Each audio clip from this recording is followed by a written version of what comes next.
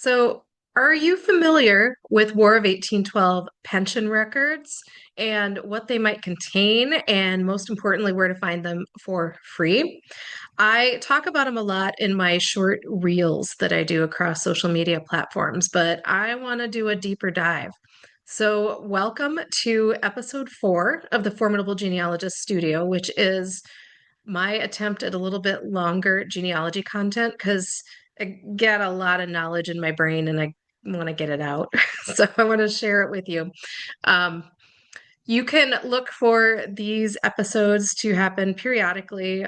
Follow along because I'm not entirely sure what I'm doing yet, but I wanted to talk today about those War of 1812 pension records because they are amazing. And there's no way to predict exactly which details you will find in there. So we're going to walk through one together and most importantly, how to access them. So I'm going to share my screen here and we're going to go to fold 3 because that is where you get to them. So I'm out on fold 3, and if you are not familiar with that, that is the military record arm of Ancestry. So it is an Ancestry product. You can do a standalone subscription to it, or you can have the Ancestry All Access package that will give you access to this and newspapers.com and all the records on Ancestry. But there are a lot of free records out here, and all you need to do is have a free username and password to log in to look at them. You do not need to do the free day or 7-day free trial like they want you to do here. So don't click on that. I want you to go up here to either sign in, where you can sign in with your Ancestry credentials. You don't have to have a subscription for that either. Or you can go to join now, and instead of these various options here, you can go down here to create a basic free account. Anytime I talk about free records on Fold 3, I have loads of people that claim I am a liar because they had to do a free trial. No, you don't. You just have to create this basic free account. So you can click on that. And then here you can create your own account. No credit card information needed.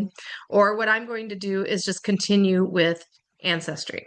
So these are free records. I want to reiterate that. So it's signing me in, and I'm going to go to War of 1812 records. It's best to narrow things down by collection on Fold 3 rather than just searching wide open like you might want to do on Ancestry.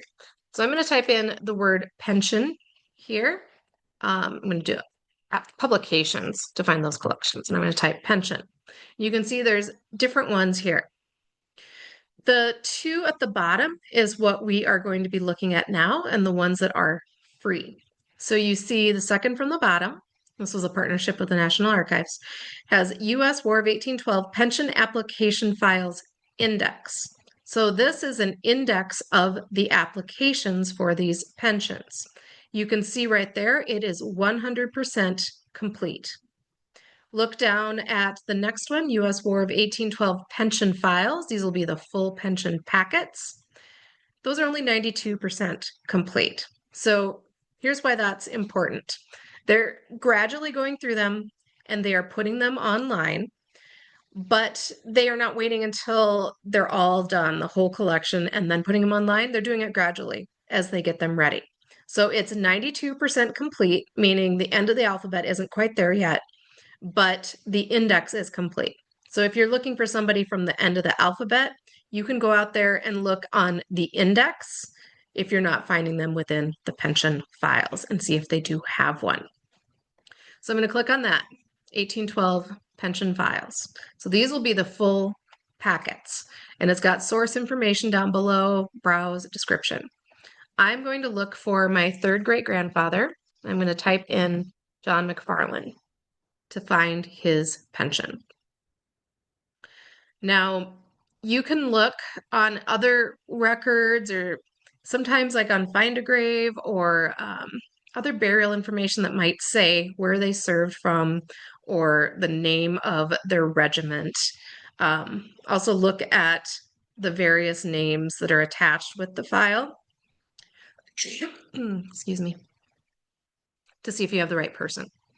So my John McFarland, his wife was Elizabeth, and I know that he served out of John Fisher's company. So I'm going to click on his. I'm going to open that up, and it's 47 pages for his file. Let's start with page 1 here. I want you to understand that this information here is not filled out by the person or the widow. This is an index card that goes on the front of the packet, and it's extracted information based on somebody looking through all of the information held in the packet and then writing details on here. So it's not always correct. I've seen a lot of them that have incorrect widow names, all kinds of different information that's not actually represented in the packet. So I know this is the right person because I did that much work ahead of time to figure that out. But we're going to look through it here together. These aren't necessarily going to be in chronological order or any logical order. So you kind of have to create the story as you go here. So I've got the survivor pension information here because he survived the war. And it says here that this was commencing on February 14th, 1871. Yeah, I think it's 1871. So it says down here at the bottom that this is consolidated with the widow pension, and it gives that number from the date 1878. So you know that your soldier logically died sometime around then because she then filed after his soldier pension. The widow pension here lists that she is dead. We've got 1879. And let's see, let's go through here. There, it says dropped 1904. So she died around that time. That dead stamp is not from the same time that she applied. This is from after she was no longer eligible. Here is another one, service pension, and it lists widow of John McFarland, and that he died June 28th, 1873. For a lot of people, you're going to get death dates that did not exist in like state death records or even county ones. So you might be able to find things that predate any type of like vital record requirement for states and counties. We've got more information here too. This was from the Act of February 14th, 1871, that he was eligible for this War of 1812 pension. It lists where he's living, Louisville, Mahoning County, Ohio. A lot of this stuff is, just standard paperwork. It's not really of genealogical value, but go through all of it anyway and look for details. Here we've got that he was a private, various other notes. Sometimes you will find notes of when they went on leave, when they were injured, all kinds of different bits of information. So brief of claim for a survivor's pension here is going to have more details. Shows his enlistment date, and then that'll give you an idea of where they were living when they enlisted. He filed this in 1872, and it says when he was part of this Pennsylvania militia as well. Length of service, 70 days. They do scan all the blank pages as well. That's part of the archival process. Here we have more information too, the widow's brief, where she needs to prove that she is the widow of the soldier and eligible, and she has not remarried. So she's got this information here, lists his death date as proved. It's been compared with the rolls of Captain John Fisher's Pennsylvania militia too, and it shows that he did serve. Identifying witness and agreement of allegations and pension claims as to residence, service, marriage, and maiden name. They had to jump through a lot of hoops to get these pensions. It contains information on the marriage. Here, they were married February 14th, 1832. Elizabeth Davidson Um, she was a claimant and survivor. And the testimony of R.J. Davison. So here we've probably got her brother, Margaret Davison, probably a sister, Sarah Penny, and D. Cullen, it looks like. And these people were all present at that 1832 marriage. So that gives you more leads to follow to find where somebody was and recreate a family and a neighborhood.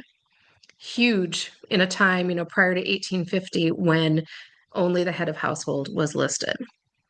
More information, more little notes in here. Case of Elizabeth McFarland from 1879. All of the communication between the various departments will be included here too, not just communication between the widow or the soldier. Go through more of this. It helps when it has the postage stamp at the top for the postal date too. There are two briefs in here, and you've got these original numbers here too. Lists the residents too of different dates outside of census dates. So you can start to piece together a timeline from there as well. Marriage of soldier and widow, Erie County, Pennsylvania, which is a good distance from where they were living at this time. And then widow, November 1903 is her death date.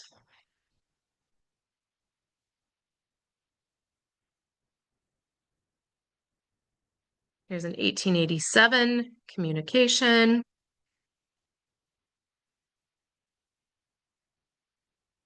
More info here. You'll find some things that are kind of, they've got this ribbon at the top. Maybe they'll have a nail through it to hold it together. This shows the county of Chester, Pennsylvania, which was an area I was not familiar that they had ever lived. And I have extensively researched this family. A lot more details here. And then I love it when you get the signatures of the applicant of your direct ancestor. And we've got other people listed on here that were residents and are attesting to this person's identity.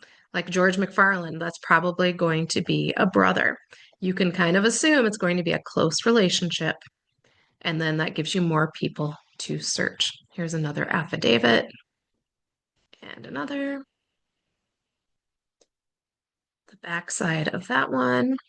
And then we have long letters of people saying how they know these people, what they can prove that it's the same individual, they were present at the wedding. Perhaps they'll say that they've known the couple since birth. That gives you an idea of if they were like neighbors growing up. Gives you a lot more information to follow. If you have trouble reading this, I recommend you download just an image and upload it to ChatGPT or Scribe AI through MyHeritage, which is new, and have it help you create a first draft. From that, you can go through and look and see what's wrong, but it does save you a lot of time by getting that first draft made. More information coming directly from the applicant, John McFarland, listing where he lived and other information that's required for him to get this pension. Always trust the information coming directly from the applicant the most. He was drafted at Bedford, Pennsylvania on the 1st October, 1812. See right here that he was discharged at Erie, Pennsylvania, 6th of February, 1814. You can expect to see very similar things in the pension files, but they will all differ a little bit by how detailed they are and how much information you can glean about their earlier lives and if they will have family members listed as well. My hope is that they will have loads of family listed. We've got a couple other pages here. And then now we are on to the next person. So pay attention to how many pages are in the packet because here you can see this is page 2 of the next one, and here is page 47. So it might be bleeding into the next person of the same name, and you don't want to derail your research and start following the wrong family. Anyway, I urge you to go out and find these records and then spend a lot of time sitting down with them and really understand them.